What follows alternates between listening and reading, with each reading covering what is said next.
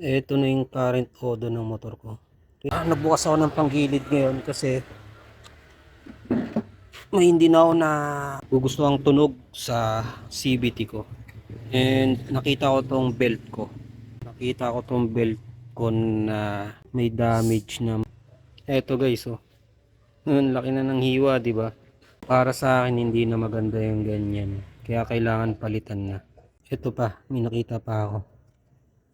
Malala na to, oh. Yun, oh. Diba? Yun, oh. Diba?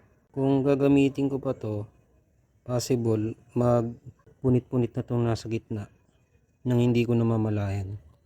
Then magkuha siya ng pagka hiwa-hiwa, pagka putol-putol, no. Hindi siya totally na mapuputol eh. Ang agad-agad. Siyempre, hihintayin ko pa ba yun? Siyempre, hindi na. Kaya ngayon, ito, naka-reserve lang to. Para in case na magbukas ako at magpalit ako. Hindi to na. Hindi na ako maghihintay ng ilang araw para dumating kasi syempre delivery tayo, kailangan may reserve tayo laging ganito, di ba? So na-check ko naman to lahat na, and isa pa napansin ko is maluwag na tong tawag dito, nakalimutan ko. Maluwag na siya, men. Nakalimutan ko na, puta, tagal ko na hindi ano na ito eh. Slide, ayun. Slider piece. Maluwag na siya mga men. Ayun oh. Kaso, ito ang hindi ko pa nabibili. Kasi, para sa akin, hindi naman to basta-basta napuputol. Saka, ang nagiging cause lang naman ito is, may ingay. Ingay lang, pero hindi siya magiging sanhi ng buong pagkasira ng CVT. Kasi matigas to, sobrang tigas na ito. Saka hindi to luluwa basta-basta.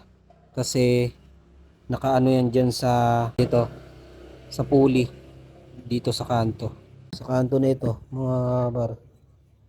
Yan, hindi yan basta lilitaw, hindi yan basta tatalsik. Ang isa pa napansin ko, yung kain ng ito yung kain hindi na pantay. Yun na siya, palitin na to kung gusto kong palitan para mapil ko yung tinatawag na magandang performance. Palitin na to. Or kung may isa pang procedure, isa pang pwedeng gawin is pari-face yun. So mag-iisip muna ako kung anong gagawin ko, kung bibili ba ako ng bago or papari-face ko to. Kasi may pricey din yung pari-face eh. Kung bibili ako ng bago aftermarket, hindi ko na kailangan i-pari-face to.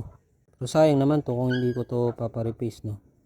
Magtatanong-tanong muna tayo kung saan maganda magpa-replace. Papadegree natin ng 13.5. No, lubog na eh.